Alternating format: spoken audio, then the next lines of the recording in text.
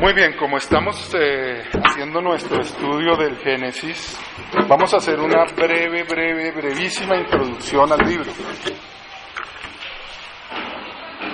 Lo primero que tenemos que saber es que ese libro lo escribió Moisés. Y ustedes saben que Moisés vivió por lo menos 500 años después de Abraham.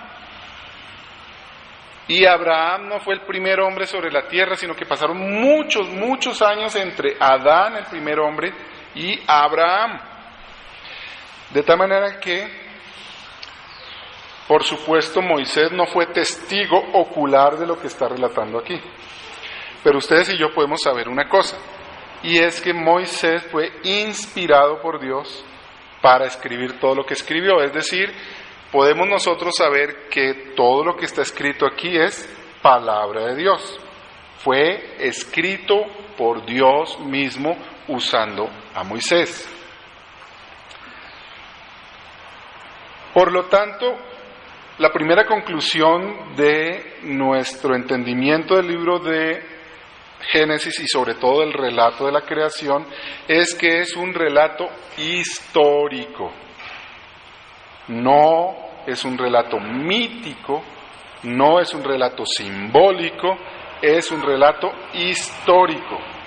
Lo que está aquí relatado es verídico. Los personajes que aquí vamos a ir viendo en los siguientes capítulos son personajes reales. Muchas personas quieren hacernos creer y enseñan que Génesis es un libro simbólico o un libro mitológico, pero no es así. Lo segundo que debemos entender es que cuando Moisés escribió este libro, lo escribió para unas personas específicas. No lo escribió pensando en primer lugar en nosotros. Lo escribió pensando en las personas de su tiempo. Aunque sabemos que Dios dirigió a Moisés para que cada cosa que escribiera sirviera y fuera verdaderamente palabra de Dios para nosotros, cada palabra útil y verdadera para nosotros hoy, también debemos entender nosotros que esas palabras fueron escritas en primer lugar para los contemporáneos de Moisés.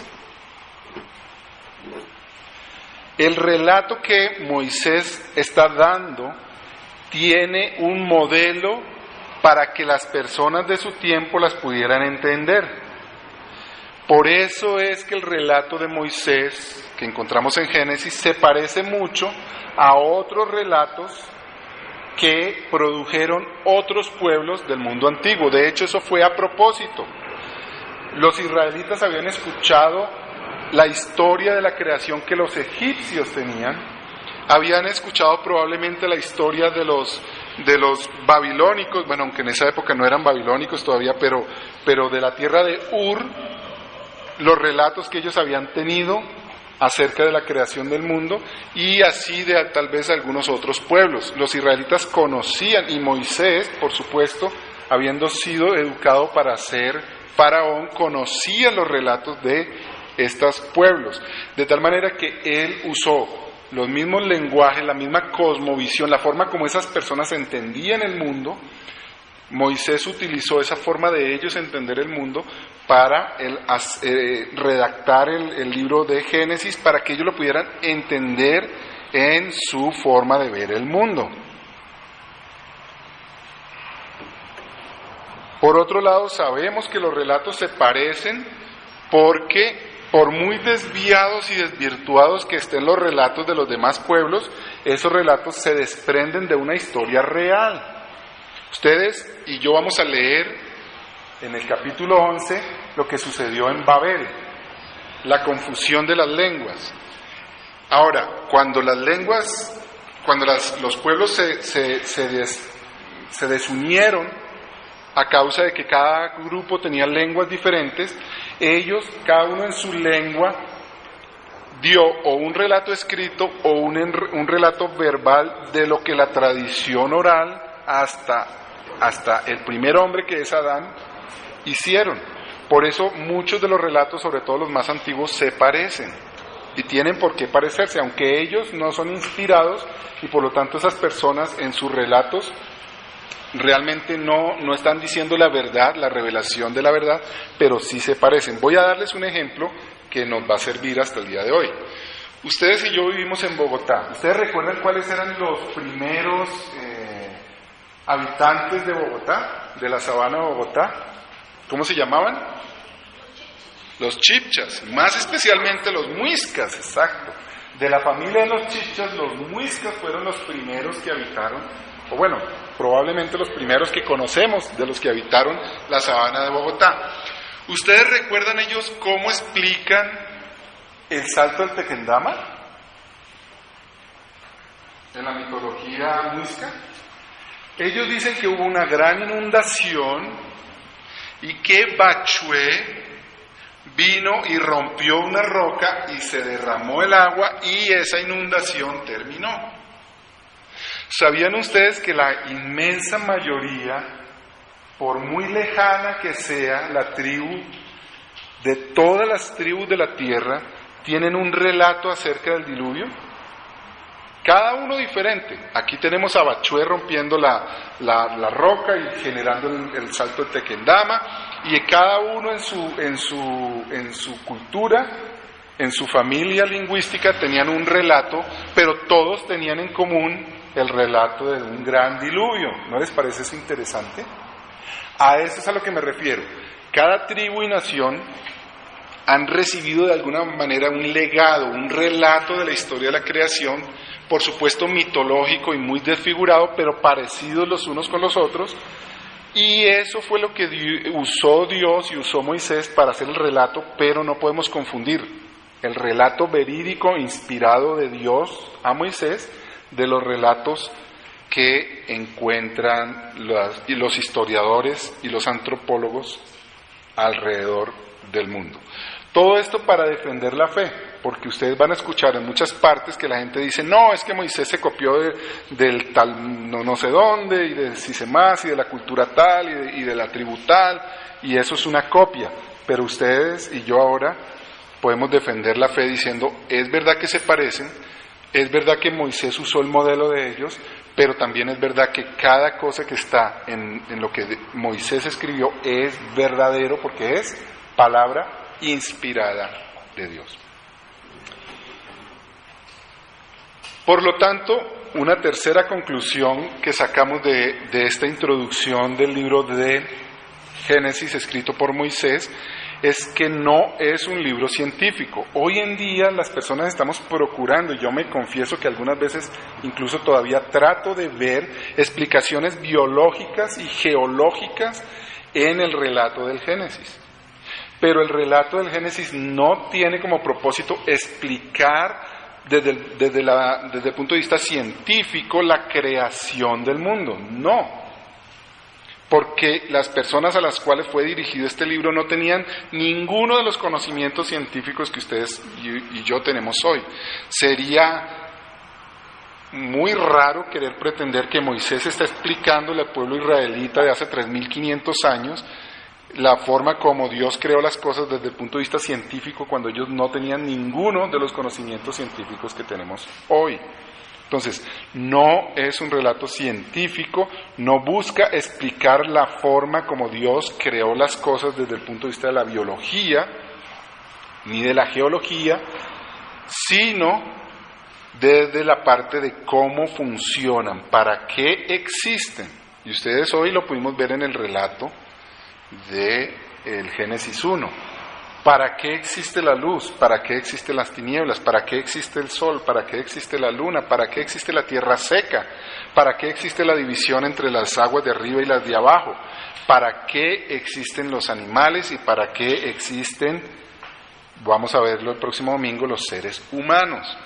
El relato del Génesis y el relato que encontramos es acerca de para qué existen las cosas, cuál es la función que tienen las cosas. Esa era la visión y el objetivo que tenía Moisés, y ese es el que debemos nosotros guardar en nuestra mente cuando leemos Génesis. Estar haciéndonos la pregunta, ¿para qué existen las cosas? Y cómo Génesis explica para qué ellas existen. Eso no significa que sea un relato falso o mitológico, una vez más lo digo, sino que el propósito no era científico. Lo que sí, y hoy vamos a empezar a ver, es que Génesis nos habla de los orígenes.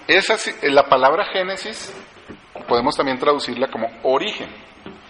Y lo que nos relata el libro de Génesis es precisamente el origen de las cosas. El origen de la creación, el origen de la vida, el origen del hombre, el origen del matrimonio, el origen de la sociedad, el origen de la iglesia, el origen del gobierno, el origen del pecado, el origen del egoísmo, el origen de la soberbia, de la traición, de la desobediencia y por tanto el origen de la enfermedad, del dolor, del asesinato y de la muerte.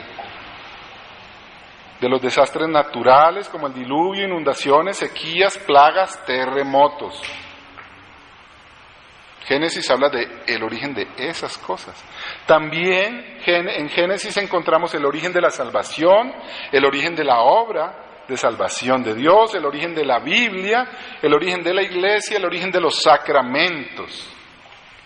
El origen de prácticamente todo lo que es importante de entender y conocer para el ser humano se encuentra en Génesis. Génesis es el origen de la teología, de la filosofía y de las ciencias. Génesis es el origen de la ontología, es decir, el estudio del ser y de por qué las cosas existen y para qué existen, cuál es su propósito. El Génesis es el origen de la epistemología, es decir, de cómo el hombre entiende, cómo el hombre conoce, cómo el hombre aprende y por qué y para qué aprende el hombre. Es el origen de la antropología, el estudio de por qué existe el hombre y para qué. Pero lo más importante, lo importante sobre todas las cosas, Génesis es el origen de la teología, el estudio de Dios. Por eso el título de hoy, de nuestro sermón, es Dios creó. El propósito es que ustedes y yo tengamos el firme entendimiento de que Jesucristo creó todas las cosas, que Jesucristo es el sustentador de todas las cosas, y por lo tanto usted y yo vivimos y cada célula de nuestro cuerpo debe vivir para exaltar y glorificar a Jesucristo. Ese es el propósito de nuestro sermón el día de hoy. Primer punto. Conocer. Por supuesto que entendemos que el relato del Génesis Dios lo dejó para que nosotros conociéramos algo de Dios. Eso implica en primer lugar dos cosas. Un propósito de Dios de revelarse y segundo, criaturas suficientemente inteligentes para entender la revelación de Dios. Hoy no vamos a poder hablar del hombre porque no está incluido en el capítulo de hoy, pero sí tenemos que entender que Dios creó todas las cosas con un propósito y es sumamente importante entender que la revelación de Dios, la Biblia, es el relato de Dios de cómo hizo las cosas, pero que hay una razón de ser y es entender lo que Él hizo para que podamos y debamos adorarle. El propósito de Dios en la revelación, toda, pero empezando por la misma forma como relata la creación, es que ustedes y yo conozcamos que Dios es Dios. Dios es un ser personal. Dios es tres personas. Dios es eterno. No tiene tiempo, no existe en el espacio. Al contrario, Dios crea el tiempo y el espacio. Todo eso lo encontramos en los primeros 2 versículos de lo que relatamos hoy. Si ustedes recuerdan, dice que el Espíritu de Dios se movía sobre las aguas. Ahí vemos una distinción entre la voz de Dios y el Espíritu de Dios, 2 personas diferentes por lo menos. Ya sabemos que hay 2 personas en la divinidad. Pero si además de eso leemos otros pasajes de la Biblia, como Juan capítulo 1, Como Colosenses, que acabamos de estudiar, ustedes y yo sabemos que el que habló en Génesis es Cristo. De tal manera que ahí vemos al que dice, hágase la luz, y la luz es Jesucristo. Vemos las tres personas allí. Y la Biblia dice, en el principio, y ahí que empezó, el tiempo. A veces nosotros cometemos el error craso de limitar y poner a Dios bajo el tiempo, como si Dios fuese afectado por el tiempo. Les voy a poner un ejemplo. Cuando una persona dice que Dios vio la fe de una persona y por eso la salvó, estamos haciendo a Dios una persona que es afectada por el tiempo. Él fue al futuro, vio lo que una persona hizo y luego volvió al pasado y lo eligió para salvarla. Eso es un mal entendimiento de Dios. Dios no se desplaza porque Dios no es afectado por el tiempo. Para Dios todo es un eterno presente. En Él todas las cosas existen en el ya y el ahora. ¿Por qué? Porque Él no tiene tiempo. Ni se desplaza en el tiempo para entender o para conocer o para actuar. Pero a veces nosotros cometemos el error de pensar que Él es afectado por el tiempo y que necesita ver qué va a pasar para saber qué establecer o para conocer mejor o para tomar decisiones. Eso es no entender quién es Dios. Pero la Biblia nos relata en el primer versículo quién es Dios. En el principio creó Dios. Es decir, Dios creó el tiempo. Dios estableció un principio de las cosas. Lo mismo el espacio, la materia, la energía. Todas estas cosas que están relatadas aquí fueron creadas por Dios, pero no afectan a Dios. Estamos entendiendo algo aquí que es un poco complejo, pero es la trascendencia de Dios. Cuando la Biblia dice que Dios creó todas las cosas, está diciendo que Él no fue creado por eso, ni es influenciado, ni será jamás influenciado por esas cosas que Él crea. Él es aparte, superior. Es más, Él es el que controla todas las cosas creadas.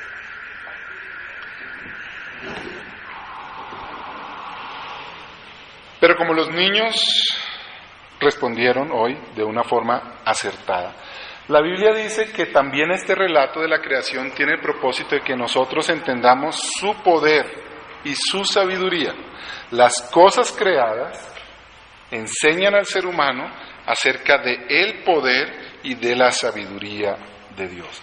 Cuando ustedes y yo, por ejemplo, meditamos aquí en el Génesis que acabamos de leer, la expansión, y hablamos de las estrellas, ustedes y yo podemos, más que ninguna otra generación sobre la Tierra, entender lo que eso implica, porque ustedes y yo entendemos la extensión del cosmos. ¿Cuántas estrellas hay en una galaxia? ¿Cuántas galaxias hay? Es infinito, es asombrosamente grande. Sin embargo, la Biblia dice que todo eso lo creó Dios y que lo expande y lo recoge como si fuera una tienda, una carpa. Imagínense el poder de Dios. Entonces, el primer punto es que Dios creó todas las cosas y dejó este relato para que nosotros entendamos quién es Él, y lo que podemos entender es que Él es poderoso y que Él es absolutamente sabio, porque ni aún podemos entender la inmensa mayoría de las cosas cómo funcionan el día de hoy. Voy a dejarlos un poquito consternados, pero cuando ustedes vayan al médico la próxima vez, téngale paciencia a ese pobre hombre. La medicina humana, que hasta el día de hoy creemos que es la más avanzada, y seguramente que sí es la más avanzada de toda la historia de la humanidad, esa medicina de hoy no puede explicar ni siquiera el 20% de los procesos que suceden en el cuerpo humano. Ni siquiera entienden el 20% de los procesos que están sucediendo en el cuerpo humano. Por eso cuando usted y yo vamos al médico pensando que Él nos va a salvar, estamos poniendo la esperanza y la fe en algo sumamente limitado y pequeño. Pobrecitos, no veamos a los médicos como dioses que nos van a reparar.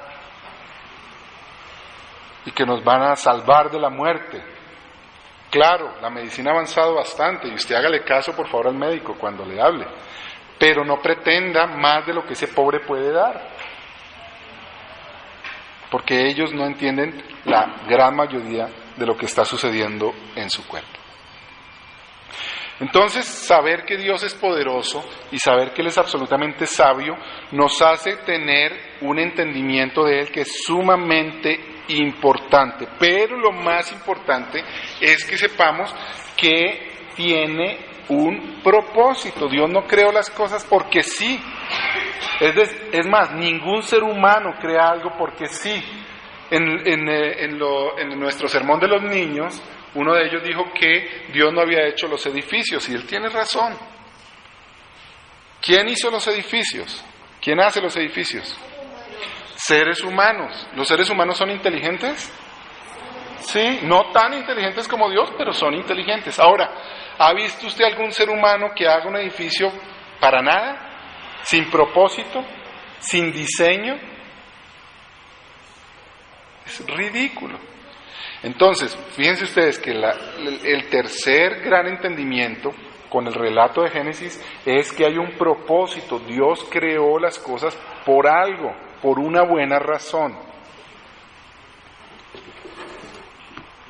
Voy a apelar a la memoria porque esto lo estudiamos hace algunas semanas, porque ya el libro que estudiamos la vez pasada fue Colosenses. Voy a leer un pedacito de un pasaje de Colosenses que está en el capítulo 1, versículo 15 y 16. Dice: Él es la imagen del Dios invisible, el primogénito de toda la creación, es decir, el que hace toda la creación. Porque por medio de Él fueron creadas todas las cosas en el cielo y en la tierra, visibles e invisibles, sean tronos, principados o autoridades, todo ha sido creado por medio de Él y para Él. Y para Él. Entonces, hermanos, ustedes y yo tenemos un relato del Génesis que tiene como propósito entender un poquito de quién es Dios, pero hay una razón detrás de eso, la razón fundamental del relato de la creación. ¿Para qué fuimos creados?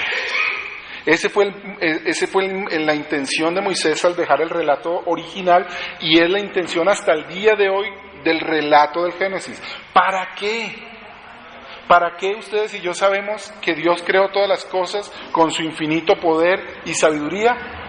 Para que ustedes y yo adoremos a Cristo. Todo fue creado por Él y para Él, para que le adoremos a Él, para que le exaltemos a Él, para que nos asombremos con Él, para que le agradezcamos a Él y para que nos rindamos a vivir para Él.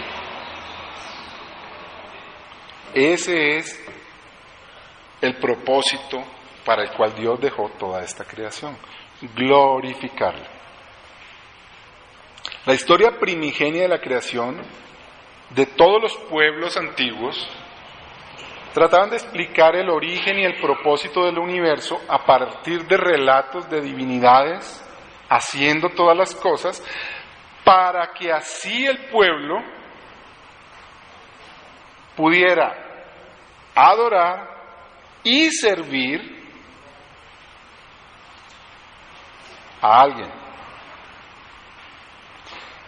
Un común denominador de todos los relatos de la creación antigua llevaban a una conclusión. ¿Y saben cuál era la conclusión? Que los reyes o faraones o como quieran que se llamaran del pueblo del relato se desprendiera que ellos eran divinos y por lo tanto el pueblo los siguiera. Volviendo al relato de los chichas aquí en los chichas se pensaba que el jeque y el jaque eran divinos, el zipa y el saque, procedían de Dios, eran hijos de Dios, eran hijos del sol. Pero lo mismo pasaba con los egipcios, los faraones que eran hijos del Dios. ¿Con qué propósito? Con el propósito de que el pueblo sirviera a estos dioses. ¿Por qué les digo esto? Porque Moisés, cuando hizo el relato del Génesis, tenía el mismo propósito. El propósito es que el pueblo de Dios, el pueblo de Israel, adorara a Dios y sirviera a Dios. Si ustedes recuerdan luego el siguiente relato de Moisés, que es el Éxodo, las palabras que repite una y otra vez Moisés a Faraón es: deja salir a mi pueblo para que me sirva, dice Dios. Entonces, es el mismo propósito para ustedes y para mí el día de hoy. Dios dejó por escrito estas cosas para que ustedes y yo sepamos que Él es el creador de todo, para que ustedes y yo en este mismo momento y ahora inclinemos nuestros rostros, caigamos de rodillas y digamos: Señor, tú eres el creador del cielo y de la tierra, yo vivo para ti. Yo vivo para servirte a ti, yo vivo para hacer tu voluntad, hágase tu voluntad en mí. Ese es el propósito del Génesis. Otro propósito del Génesis es que ustedes y yo notemos que es un proceso. ¿Notaron eso? Todo este primer relato de Génesis es el relato de un proceso. ¿Dios hubiera podido crear todo ya hecho de una vez? Claro que puede. Pero Él empezó con el cielo y la tierra, pero estaba desordenada y vacía, y luego empieza un proceso regenerador por medio del Espíritu Santo, y empieza a hacer separaciones y divisiones, y a establecer lo que es luz, lo que es oscuridad, a diferenciar las cosas. ¿Eso lo hizo Dios para Él? No. Eso lo hizo Él para usted y para mí, para que entendamos que Dios está en un proceso. Y es un proceso de distinción, para que ustedes y yo entendamos. Muchos de nosotros solo podemos entender las cosas por medio del contraste, de la separación. De hecho, una de las principales maneras en que el hombre entiende las cosas y aprende es por medio de distinción, de opuestos. Y por eso Dios, que tiene un propósito de revelarse a seres inteligentes que Él mismo creó, da un relato de procesos y de opuestos para que lo podamos entender, porque como Él nos creó, Él sabe cómo es que nosotros aprendemos y entendemos las cosas. Entonces hay un propósito y hay un proceso. Y ustedes y yo ahora podemos no solamente entender que Dios está en procesos, sino disfrutar y tener esperanza en el proceso, porque el fin último de este proceso es asombroso y maravilloso. También es para usted consolador. Seguramente hoy usted viene con cargas en su vida, cargas en sus relaciones personales, laborales, en su cuerpo, con su salud. Viene usted cargado con muchas cosas. ¿Sabe qué? Hay un Dios poderoso que está en control de todo, que tiene dominio de todas las cosas y que está haciendo un proceso. Y que el fin último de ese proceso es glorioso y maravilloso. Ese es el propósito del libro para usted y para mí, y fue el propósito de Dios cuando le escribió a los israelitas por medio de Moisés. O sea, entender que había un proceso y que ese proceso, el destino final, es glorioso y maravilloso. ¿Por qué es glorioso y maravilloso? Porque Dios está en control.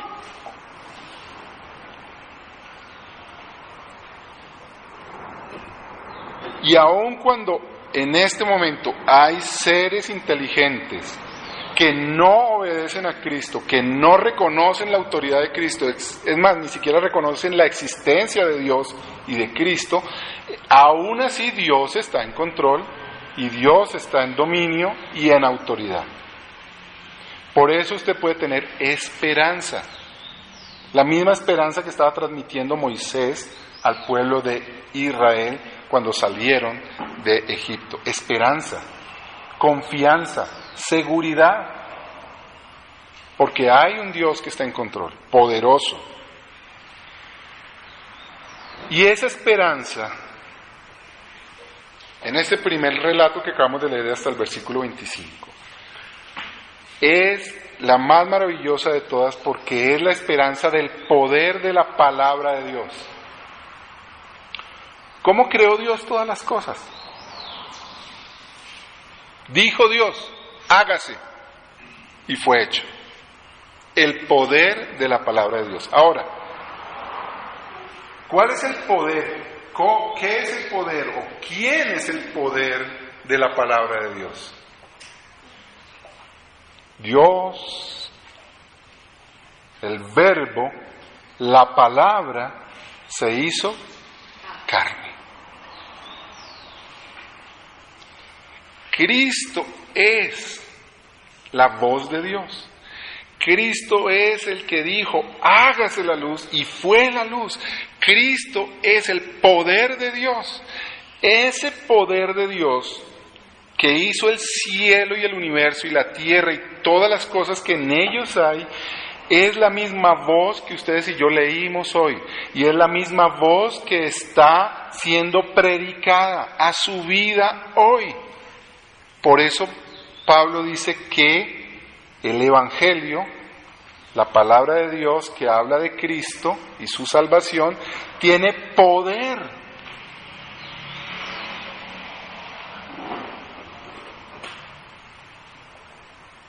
Y cuando ustedes y yo entendemos que la palabra de Dios tiene poder en su vida y está haciendo un proceso en su vida y está haciendo una transformación en su vida, pero además está recreando, y el destino final, el producto final de todo esto es maravilloso, usted puede no solamente estar en gozo y en paz, pero lo más importante, adorar a Cristo. Noten que volvemos al propósito, porque no hay otro propósito. Todo fue creado por Él y para Él. Eso dice Romanos, porque todas las cosas proceden de Él y existen por Él y para Él. A Él sea la gloria por siempre. Amén.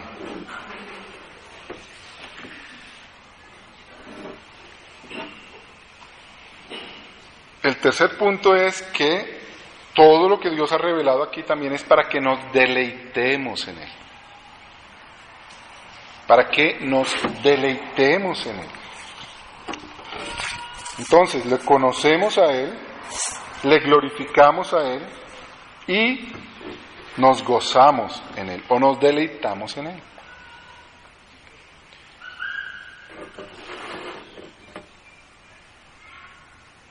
Nos deleitamos en Cristo, no solamente porque Él tiene el poder, nos deleitamos en Cristo no solamente porque Él está en dominio y control de todas las cosas, nos deleitamos en Él porque nosotros somos los recipientes de su amor. Somos los recipientes de su amor. Jesucristo no solamente creó todas las cosas, Jesucristo sostiene, sustenta, nutre todas las cosas hasta el día de hoy. Hebreos 1:3 dice, el Hijo es el resplandor de la gloria de Dios, la fiel imagen de todo lo que Él es y el que sostiene todas las cosas con su palabra poderosa.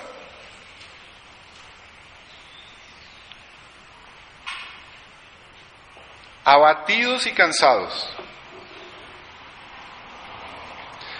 perdidos, desorientados y a veces sin esperanza.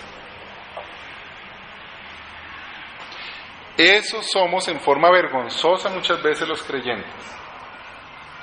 ¿Y por qué? Porque no venimos a su palabra poderosa. Por eso la Biblia dice que es pan de vida. Por eso dice que es un río de agua viva.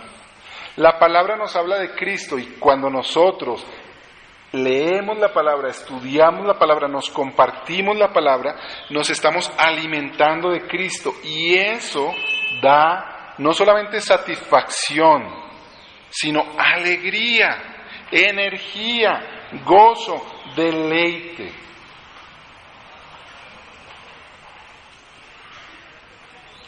Deleite en el Señor. Podemos y debemos deleitarnos en el Señor.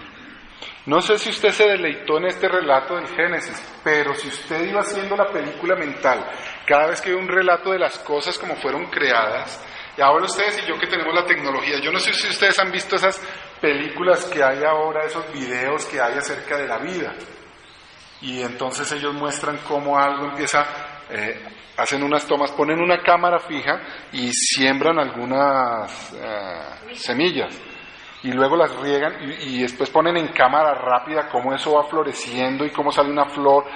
Eso es una cosa asombrosa, pero verdadera.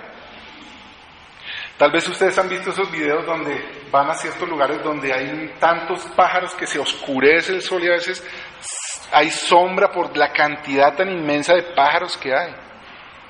Tal vez usted ha visto un video en que están en el fondo del mar y vemos el esplendor de los colores y los diversos tipos de peces y los millares y millones de peces que hay. Ustedes, más que ninguna otra generación, han podido ver el esplendor del poder de Dios en su creación. Y no solamente eso, podemos disfrutarlo, porque eso nos da mucha alegría, eso satisface, más que el arte de los seres humanos, satisface. Nosotros no solamente fuimos creados para entender que Dios es Dios y para entender que nosotros somos criaturas de Dios y por lo tanto debemos adorarlo, pero al hacerlo encontramos nuestra satisfacción y nuestra plenitud. Hermanos, solo ustedes, los creyentes verdaderos, pueden deleitarse en Dios. Y solo el que se deleita en Dios puede encontrar satisfacción y plenitud ahora y para siempre por los siglos de los siglos. Solo ustedes. Solo ustedes. La gente del mundo no puede ver a Dios, no puede creer en Dios y no puede deleitarse en Dios. Ustedes son los únicos que pueden tener el verdadero deleite en Cristo, el creador de todas las cosas. Por eso, la conclusión final de toda nuestra vida está resumida en 1 Corintios capítulo 10, versículo 31. Ya sea que coman o que beban, o hagan cualquier otra cosa, háganlo todo para la gloria de Dios. Para eso existimos. Y cada vez que comemos nos deleitamos, y cada vez que bebemos nos deleitamos, y cada vez que hacemos cualquier cosa debemos deleitarnos. ¿Por qué? Porque lo estamos haciendo para la gloria de Dios. Y solo usted, que tiene a Cristo, puede hacerlo para Cristo y deleitarse porque lo está haciendo para Cristo. ¿Se deleita usted en su vida para Cristo, mi hermano? ¿Se deleita usted cuando es esposo? Y a veces su esposa le saca algunas canas, no estoy diciendo nada de nadie. Pero usted se puede deleitar en que Cristo diseñó el matrimonio, en que Cristo le dio la esposa que le dio. Tengo dolor de espalda en este mismo momento. ¿Puedo yo deleitarme en el dolor de espalda? ¿Puedo deleitarme en que Dios establece que aunque este cuerpo se va degenerando, hay un cuerpo interior que se va renovando de día en día y que cada vez es más esplendoroso? Sí. Y que yo puedo decirle a las personas, mire, tengo un dolor sumamente fuerte en mi espalda, pero aún así Dios es maravilloso y es bondadoso y es bueno, y puedo predicar un sermón acerca del poder y la bondad de Dios. ¿No es eso deleitarse en Dios? Hay hermanos que han estado padeciendo incluso el luto o están aún con seres queridos frente a la muerte. ¿Cómo podemos deleitarnos en la noticia de que alguien va a morir? Solo en Cristo. Pero en Cristo podemos, porque Cristo ha vencido la muerte, sorbida la muerte en victoria. ¿No es el creyente el único que puede gozarse y deleitarse aún estando frente a la muerte? Él puede. Ustedes pueden, porque ustedes son de Cristo y el poder de Cristo garantiza que así como mueren serán resucitados. Y que en el mismo momento en que ustedes mueran y su alma sea separada de su cuerpo, esa alma suya va a estar regocijándose en la presencia del Señor. ¿No es eso una buena noticia? Ese es el poder de Dios en Cristo. Y ustedes pueden deleitarse. Y de eso se trata este relato de Génesis. De que conozcamos a Cristo, glorifiquemos a Cristo y nos deleitemos en Cristo. Hagámoslo, hermanos. Vamos a orar. Señor, queremos darte gracias porque en tu relato podemos conocer cuán poderoso eres. Al conocer cuán poderoso y sabio eres, podemos postrarnos en adoración a ti, que eres el único Dios verdadero, creador de todas las cosas. Pero además eres un Dios personal que ha entrado en una relación íntima con nosotros y nos amas. Y por tanto no solamente podemos conocerte y glorificarte, pero podemos disfrutar de ti. Te damos gracias, Señor, por lo que tú has hecho, haces y harás en Cristo Jesús con nosotros. Amén. Como visión, la forma como esas personas entendían el mundo, Moisés utilizó esa forma de ellos entender el mundo para redactar el libro de Génesis, para que ellos lo pudieran entender en su forma de ver el mundo. Por otro lado, sabemos que los relatos se parecen porque, por muy desviados y desvirtuados que estén los relatos de los demás pueblos, esos relatos se desprenden de una historia real. Ustedes y yo vamos a leer en el capítulo 11 lo que sucedió en Babel, la confusión de las lenguas. Ahora, cuando los pueblos se desunieron a causa de que cada grupo tenía lenguas diferentes, ellos, cada uno en su lengua, dio o un relato escrito o un relato verbal de lo que la tradición oral hasta el primer hombre, que es Adán, hicieron. Por eso muchos de los relatos, sobre todo los más antiguos, se parecen y tienen por qué parecerse, aunque ellos no son inspirados. Muy bien, como estamos haciendo nuestro estudio del Génesis, vamos a hacer una brevísima introducción al libro. Lo primero que tenemos que saber es que ese libro lo escribió Moisés. Y ustedes saben que Moisés vivió por lo menos 500 años después de Abraham. Y Abraham no fue el primer hombre sobre la tierra, sino que pasaron muchos años entre Adán, el primer hombre, y Abraham. De tal manera que, por supuesto, Moisés no fue testigo ocular de lo que está relatando aquí. Pero ustedes y yo podemos saber una cosa, y es que Moisés fue inspirado por Dios para escribir todo lo que escribió. Es decir, podemos nosotros saber que todo lo que está escrito aquí es palabra de Dios. Fue escrito por Dios mismo usando a Moisés. Por lo tanto, la primera conclusión, también debemos entender nosotros que esas palabras fueron escritas en primer lugar para los contemporáneos de Moisés. El relato que Moisés está dando tiene un modelo para que las personas de su tiempo las pudieran entender.